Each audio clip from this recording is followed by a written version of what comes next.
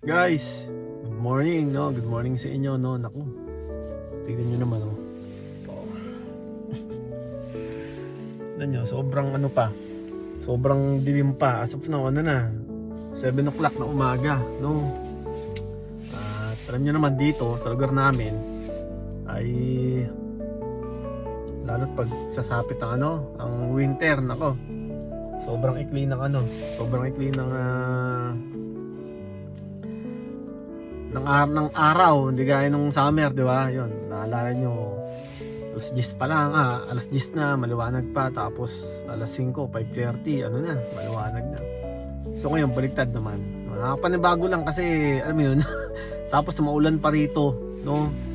Kaya nga minsan, hindi namin, ako, kami mag-isang, hindi namin maiwasan na ano, na ma-miss yung ano, nung mga nakaraang summer. Diba, kung naalala nyo, yun, panayang ano natin, pakita namin sa inyo kung gaano kaganda dito, yung mga ganap natin, yun, nakakamiss lang yun.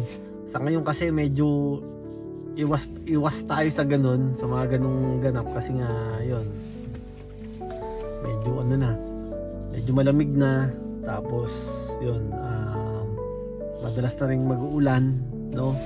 Kaya nga siguro, after ilang buwan yun, babalik ulit tayo sa mga ganung ano, sa mga ganung ganap natin, no?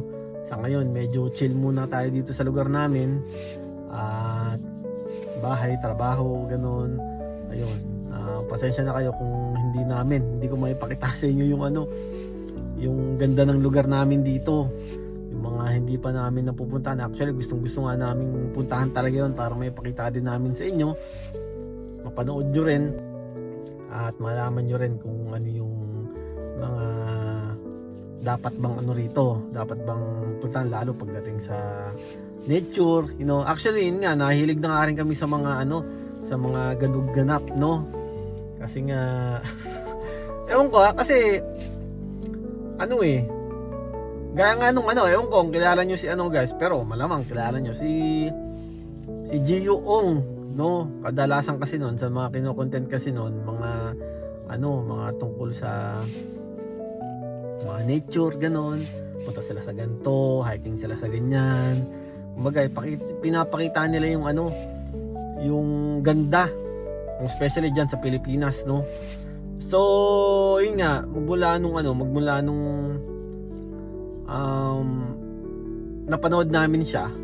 So, parang ang sarap lang ng feeling ng ganun. Alam mo yun, yung damandama mo, yung ano, yung kalikasan. Lalo yan, kapag kami mag-hike ganun, hindi pa naman namin naakyat yung karamihan sa ano rito, sa mga bundok dito. Hindi pa namin napupuntahan yung mga dapat puntahan dito sa lugar namin, yung tinatawag ng mga hidden gems, no? Yun. Kaya yun ang gusto naming yun ang gusto naming matuklasan, no? Kaya nga sa ngayon medyo medyo chill muna tayo sa mga ganap, kasi nga yun nga, mahirap ang dapat complete gear ka kung sakasakaling pupunta ka sa matataas na lugar, sa bundok. Meron naman ditong mga easy hike lang na hindi mo na kinakailangang yung suot ng makapal na jacket, no? Meron naman dito, kaso nga lang syempre mas maganda kung sasamahan natin ng konting challenge, no? Kala mo mga professional, no? Yun nga. So yun, pagka guys, babalik tayo sa mga sa mga ganap, no? Pero as much as possible yun, pupuntahan natin guys yung mga yung mga lugar dito na simple lang, pero yun, sobrang ganda ng view ng nature, di ba? Kaya nga yun, pagka hintay-hintay lang tayo, tapos may pakita rin namin sa inyo yung tapos gusto ko pang ganito guys, ito pang ganito yung mga aralin din yung mga history, di ba? Ewan ko ba.